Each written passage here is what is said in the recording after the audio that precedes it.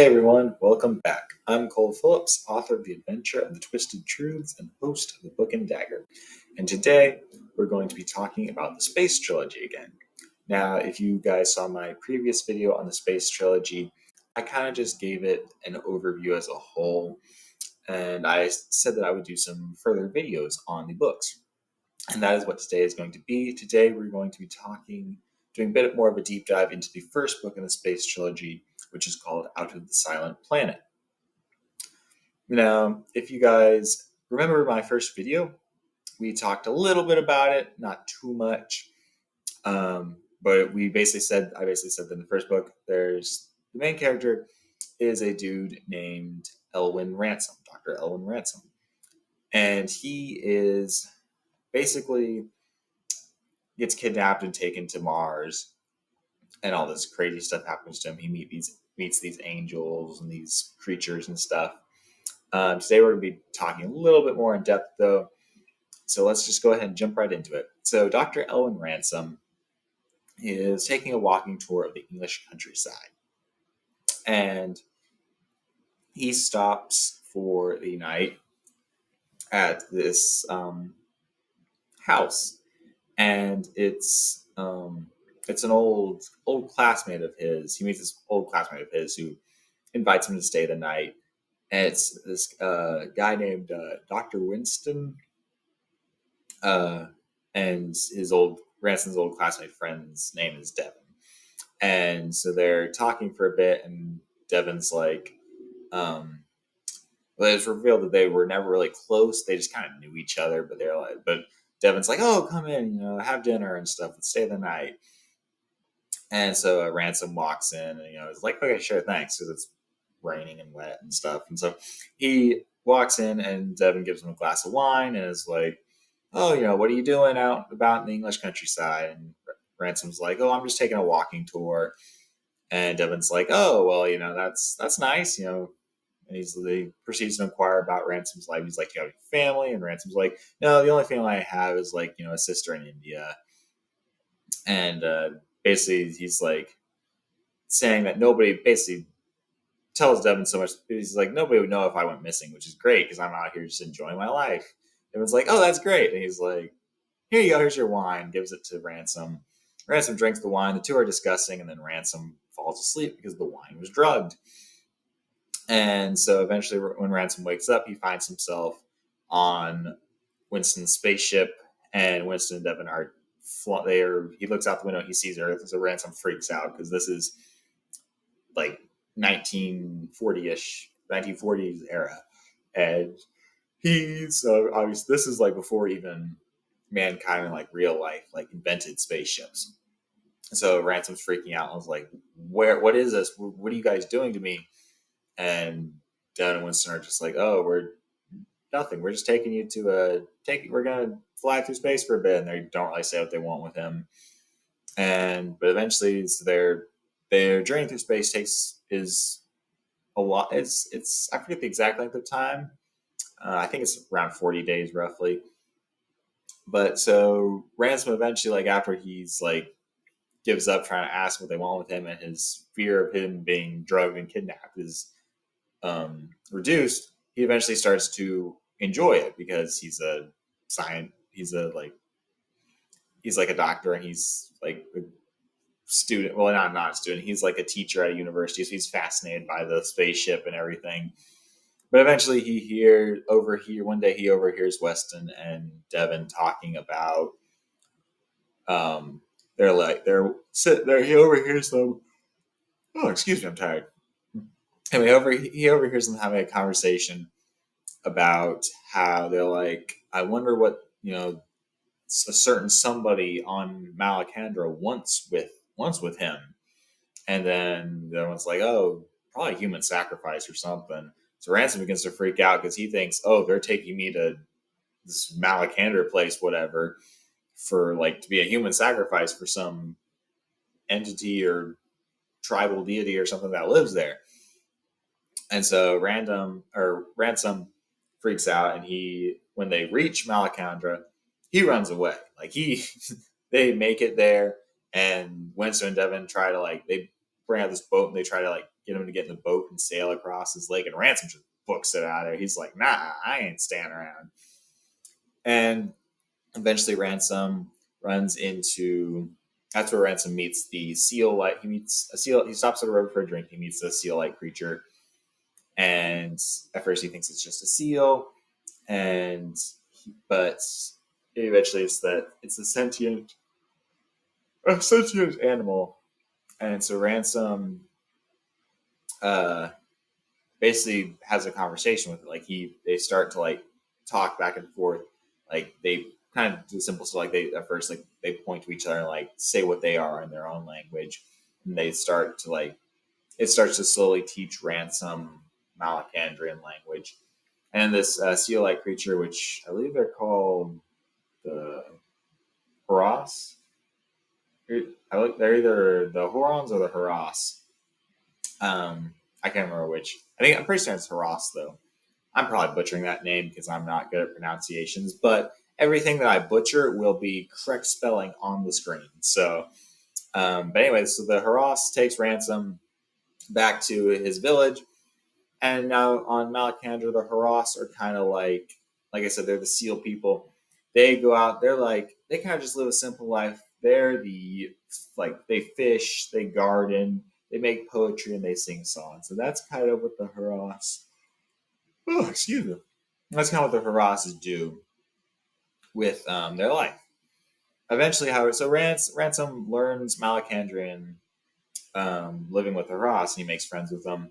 But eventually, his happy little life there comes to an end because uh, an Eldil comes and tells the Haras that the Eldils are like the creatures of like light that humans can't see. But the an Eldil comes and he speaks to Ransom and he's like, or he speaks to the Haras and he's like, "Hey, Oyarsa has summoned you." And Ransom's like, "Who's Oyarsa?" And the Haras are like, "Oh, he's the ruler of this planet, so you should do what he says." So eventually they send Ransom off. Ransom journeys through these like snow covered mountains, and it's in these snow covered mountains that he meets the Sorns. And now the Sorns are basically kind of like Yeti like creatures, but not really. They're more like graceful angel Yetis, I guess you could say would be a good way to describe it. There's really no good way to describe a Sorn other than they apparently, according to later in the book, according to Yarsa, they look the most like humans out of all the Malacandrians. However, they're very much like Yetis. So anyway, so he meets the Sorns. He tells the Sorns that he's going to see Oyarsa, and the Sorns are like, "Oh, this is interesting." He tells them he's a man from Earth.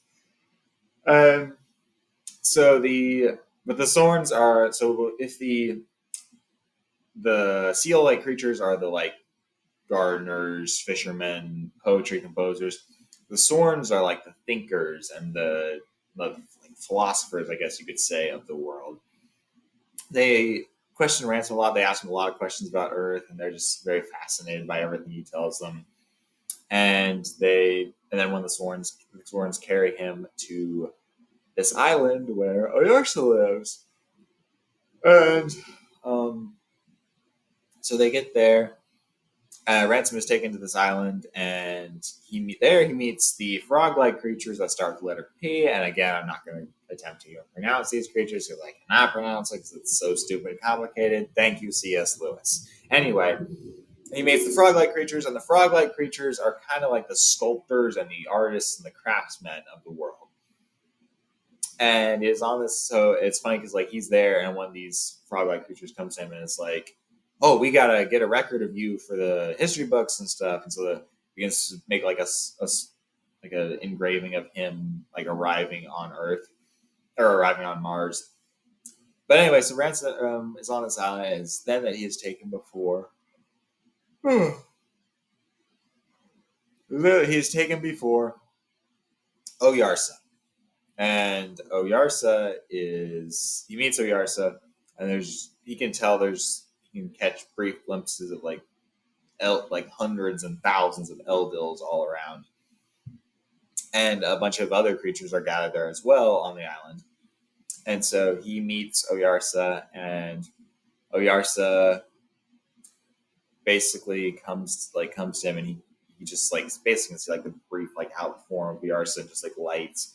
But he hears Oyarsa's voice and speak to him, and Oyarsa basically like asks him why he's afraid, and Ransom's like, "Well, I'm on a totally strange planet. I don't know anything, but I'm so confused." And basically, Ransom is like stuttering through it, and he's like, "Look, I was kidnapped and brought here, man."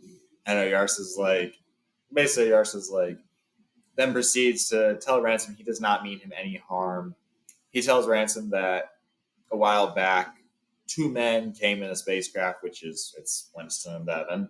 They came in a spacecraft and they were on Malacandra, and they were taking sun's blood from the rivers, which is gold because humans love gold, and it stands to reason that we found gold on our planet and we were the only people with access to it. We'd go get it.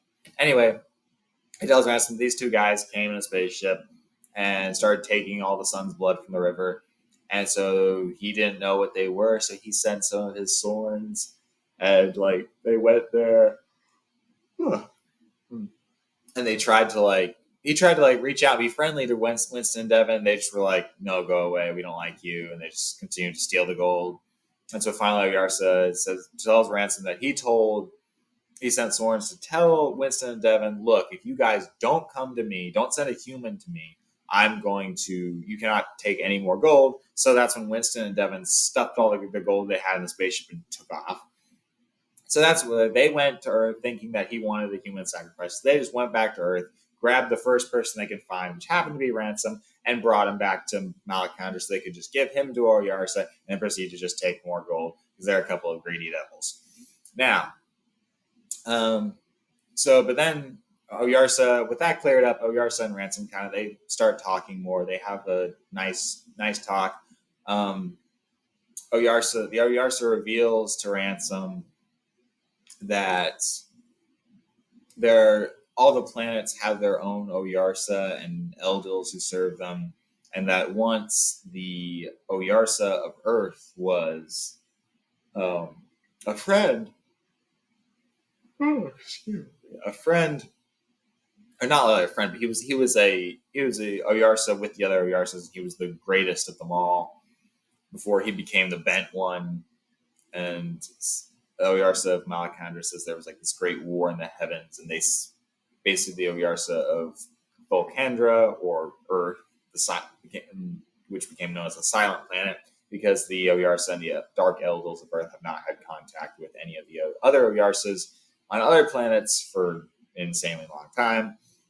So this is a really interesting. It's kind of like the first time you get to see in the book, you get to see like the allegorical side of the story come through. The first, up until now, it's mostly been like it's this guy going to a planet finding other life forms, and you're kind of like, okay, I didn't really expect this from C.S. Lewis. Kind of just this weird adventure across space, finding these alien like life forms here. And then this is where you kind of see, oh yeah, it's C.S. Lewis. His theology is starting to come in, which is and it's presented in a really cool way though, because it's like allegory, but it's like Earth and modern day, like his modern day. But anyway, so Oyarsa and Ransom are just having their nice little chat, and then some of the creatures of Malacandra they bring Winston and Devin in, and they're like, "Oh, we captured these two guys. So they shot one of our seal-like creatures." And Oyarsa's like basically looks at him. He's like, "Okay, why are you guys here?" And he's like, and Winston and Devin, they can't see the Eldils or Oyarsa, so they hear the voice, but they don't believe it's Oyarsa. And they believe that they believe that people on Mars are like, since they're creatures, they believe they're primitive like life forms. So they start like, Winston knows a little, or Weston, sorry, I think I've been saying Winston this whole time, but I think it's Weston, my bad. Weston starts, basically he tries to like talk to them like he's talking to a child or a native, and he's like sitting there like he only knows a smattering of Malacandra, and so Weston's sitting there like, oh, we just want we he's like, oh, we powerful humans from Earth, we carry. He's like, we carry poof bangs, and like his guns. And he's like, we kill you all unless you let us go. And Oyarsa is like sitting there like looking at Ransom like, are all your people on Earth this messed? Like I think that's a little quote. He's like, are all the people on your Earth this messed up in the head? And anyway, so Weston's sitting there like trying. He pulled out a string of beads and offers it to one of the creatures, and is like, "See, we give you gifts." And then Oyarsa's like, Oyarsa literally tells some of his guys, he's like, "Hey, take this man away and douse his head with cold water," which is a hilarious scene in the books. And then, but basically, eventually, Devin tries to get them out of it. Devin's like, "Oh, we just want gold. Like we're just here for gold, man. Just give us some gold and we'll leave." And he's just trying to get his way out. And then, but then Weston proceeds to launch into this whole. For the first time in the books, you learn why Weston once like built a spaceship and wants to like go to other planets, and it's because apparently he wants to wipe out. He wants to be a genocidal maniac and wipe out the races on the other planets, and have other planets be places humans can go and live, so the human race can live forever. And so this is really, it goes in this really funny theological discussion, and Yarsa's looking at Weston like, you do realize that not everything lasts forever, right?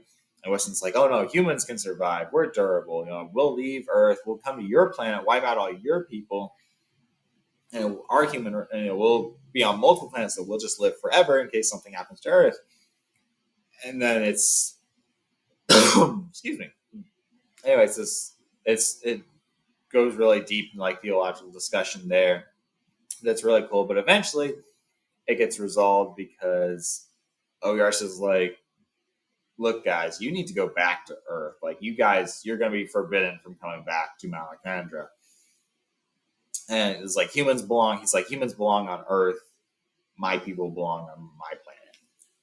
And so eventually he gives, like, he fuels the, like, gives the spaceship enough air so they can make it back to Earth.